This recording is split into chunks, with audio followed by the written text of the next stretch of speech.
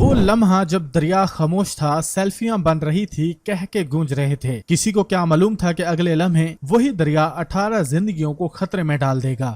سوات کے خوبصورت پہاڑوں اور بہتے دریاؤں کی سیر کرنے سیالکوٹ سے آنے والے ایک خاندان اس وقت اپنی زندگی کے بدترین سانے سے دوچار ہو گیا جب دریائے سوات میں اچانک آنے والا تیز ریلا ان کی خوشیوں کو بہا لے گیا۔ متاثرہ خاندان صبح کے وقت دریا کے کنارے بیٹھ کر ناشتہ کر رہا تھا۔ بچے ہنستے ہوئے دریا کے قریب گئے، کچھ تصاویر بنا رہے تھے، کچھ پانی میں کھیلنے کی خواہش لیے وہاں موجود تھے۔ آسمان پر بادل تھے اور اسی دوران پہاڑی علاقوں میں ہونے والی بارش کا پانی تیز رفتاری سے دریا میں شامل ہوا اور دیکھتے ہی دیکھتے 18 افراد بہہ گئے۔ ریسکیو آپریشن شروع کیا گیا مگر وقت گزر چکا تھا۔ 3 افراد کو زندہ بچا لیا گیا، 6 کی لاشیں نکال لی گئی جبکہ باقی افراد کی تلاش اب بھی جاری ہے۔ ایک متاثرہ شخص نے زاروں قطار روتے ہوئے بتایا، ہم ناشتہ کر رہے تھے، بچے سیلفی لینے دریا کے پاس چلے گئے۔ پانی کم تھا مگر اچانک ریلا آیا اور بچے اس میں پھنس گئے۔ ہم نے فوراً ریسکیو کو کال کی مگر وہ 1.5 سے 2 گھنٹے بعد آئے۔ ہمارے سامنے ہمارے بچے ڈوب گئے، کوئی انہیں بچا نہ سکا۔ یہ واقعہ قیامت بن کر آیا، انتظامیہ اور معاشرے کے لیے بھی ایک کڑوا سچ چھوڑ گیا۔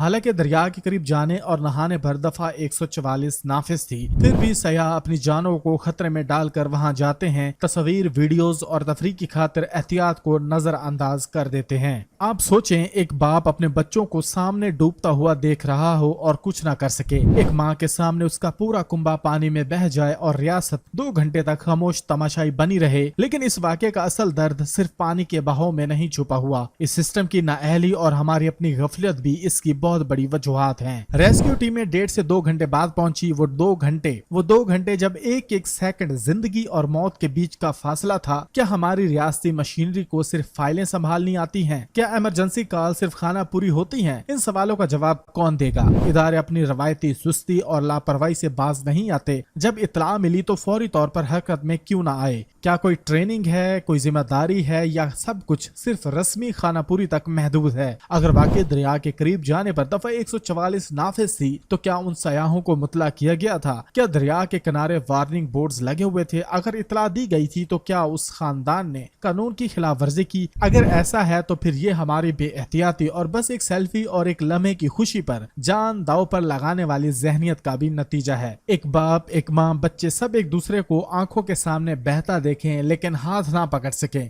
سیر و تفریح کے لیے جانے سے قبل کچھ گزارشات ذہن نشین کر لیں۔ سیر و تفریح کے لیے نئے علاقے میں جانے سے پہلے اس مقام کے موسم، پانی کے بہاؤ، خطرات اور ہنگامی صورتحال کی معلومات ضرور حاصل کریں۔ پہاڑی دریاؤں کے بہاؤ کو کبھی معمولی نہ سمجھیں، وہ پرسکون دکھائی دے سکتے ہیں لیکن ان کے اندر اچانک طغیانی آ سکتی ہے۔ مقامی افراد سے علاقے کی صورت کے بارے میں مشورہ ضرور لیں، خاص طور پر اگر دریا یا ندی نالوں کے قریب جانے کا ارادہ ہو۔ صرف تصاویر یا ویڈیوز کے چکر میں خطرناک جگہوں پر جانا انتہائی غیر ذمہ دارانہ فعل ہے۔ زندگی تفریح سے زیادہ قیمتی ہے۔